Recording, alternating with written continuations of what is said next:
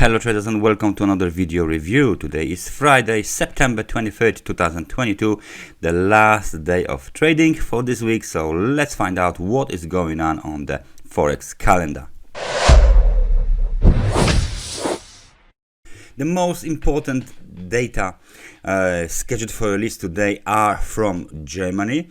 At 9:30 there is a German manufacturing PMI scheduled for release, and the market participants expect the drop from 49.1 to 48.3. More data is coming from the United Kingdom.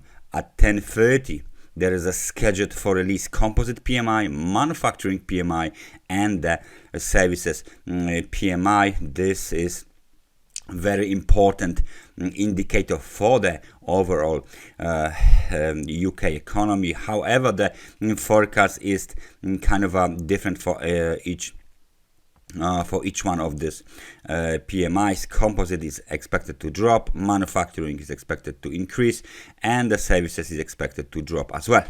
During the New York session, we have a core retail sales data scheduled for release at 2:30. Those data are from Canada and are expected to drop significantly from 0.8% to minus 1.2%.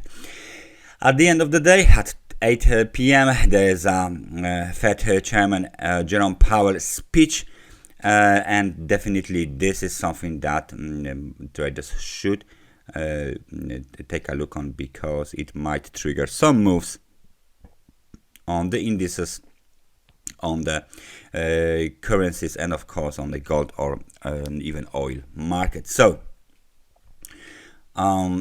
data today, as you can see, important data from every important country in the world, so please stay focused during this data release. We will definitely take a look at the British pound, Canadian dollar, and maybe add some US dollar related pairs. Let's start with the British pound here. For our chart of the British pound is looking bearish. Market is trading very close to the yesterday's low. The low was made at 1.1211. We already made 1.1218, so there's 7 pips miss to the next target for bears, yesterday's low. And then of course we have another targets lower. However, please notice that these technical supports are very old right now, even on a 4-hour chart. So if you switch even to, I don't know, weekly, let's say you switch to the weekly, as you can see, big red candle on the weekly. That's not good. That's not good at all. And the recent very important support had been violated. I've been talking about many times, 1.1410, and now this is the support from 2020. So if you zoom out on a daily time frame chart, as you can see, I can't find any substantial technical support back to 2010. So that's 12 years. All right, so it's very hard to say what is the next technical support, even on a larger time frame chart. However, we can definitely say where is the resistance. 1.1351, the next resistance, dynamic resistance 50 periods moving average, and 1.1410. Those are definitely the important resistances in a case of a bounce. The momentum is still negative, the momentum is still below the level of 50, so the bears are in charge of the British pound to American dollar. We expect a lower close and lows of the day below 1.1208. US dollar to the Canadian dollar. What is going on there? Well, let's switch to the daily time frame chart, and what do we see here? US dollar is being bought back up all across the board. 1.3221 is the technical support now. This pin bar had been invalidated. You can see this big green pin bar, the green bar here. So I'm changing all of these levels to the technical support. 1.3392, 1.3421 technical supports right now. Momentum is very strong, but the market conditions are extremely overbought on the daily time frame chart. So despite the fact that the market is trading way above 30-day moving average, we might see some sort of the pullback or correction soon. This is very interesting, but it might spark some kind of a correction sooner or later. Where is the next target then? Where is the resistance? Where is the resistance? We are looking back and we can see here the resistance. The next target for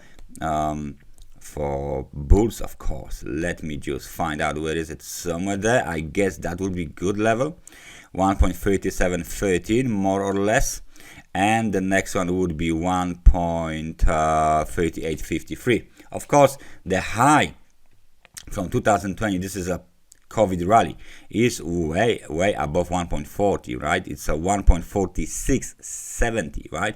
So there's still a room for this market to rally. So please stay focused, and please remember, trend is your friend. This is the next target, 1.3713. And we are trading higher and higher. We are making higher highs, higher lows. So the uptrend on the US dollar to the Canadian dollar is intact, and we expect this market to move higher in the coming days. So Canadian dollar cable. What else can we take a look on? I think the US dollar to the Japanese yen is always a good choice. What do we have here? Well, big interesting candle here, completely demolishing my Elliott wave structure of the wave 4. However, it still looks corrective. Let me see what was made first, high or low. High. So the high was made first. So I think this is still a part of the corrective cycle, because it doesn't actually look like the top for the wave 4. However, during the data release, as you remember, Fed interest rates hike press conference, remarks from the Jerome Powell, the Fed chairman, and stuff like this made a mess on our chart.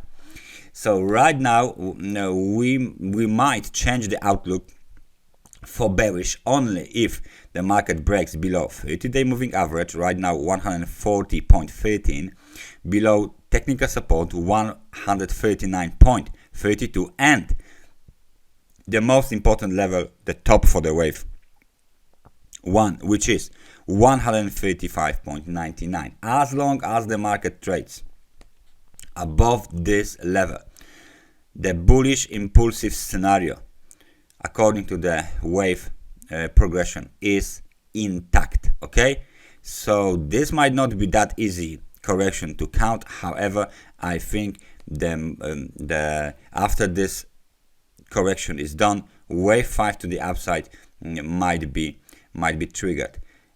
If it is not the correct count, then the top for the wave 5 was made already at this level, and now down we go. To confirm this, we need to break below 30-day moving average, technical support, and most importantly, wave 1 high at 155.99. So for now, we are still following our Elliott wave progression to the upside. Impulsive one doesn't mind right now this decrease in the momentum, because it's coming off the extremely overbought conditions during the wave 3 period. As you can see, there's some whipsaw trading up and down. Doesn't matter yet, because none of the important levels had been violated. So we leave the US dollar to Japanese yen as it is. Well, let's find out what is going on the oil. We didn't look at this for whole week. Well, maybe the reason was that we didn't look at it because there's nothing going on here. Nothing going on, nothing important, nothing like radical, nothing aggressive or dynamic is going on the crude oil. The market goes down, goes up and down. Look, you can see this price action for the last 5 days. The market doesn't know what it wants to do, because it's moving up and down, up and down. Let me just not necessarily the horizontal line, but what I want to do is a trend line, because it looks like the price are getting, you can see this straight on here, the price are getting squashed again. They are getting tighter and tighter. So maybe, just maybe, this is a building cause for some sort of the breakout to the outside. You can see it here, right? Let me just zoom out a little bit. There you go. You got this big pattern here, and then this might be some kind of a wedge here. We will go a little bit lower, and then maybe there will be breakout, the corrective breakout to the upside. However, as long as we trade below this line, the outlook remains bearish. Okay, so we need to break really strongly above this level in order to fly higher. The technical support 81.96. The next meaningful technical support for oil is 73.26. So that's more than, I guess, 10% discount yet before we will hit this level on the crude oil. For now, we are trading inside the wedge, waiting for a breakout. More likely we will see the downside extension during the coming days. That's everything from me for today. Thank you very much for listening this analysis, and I hope I see you guys next time. So take care and bye bye.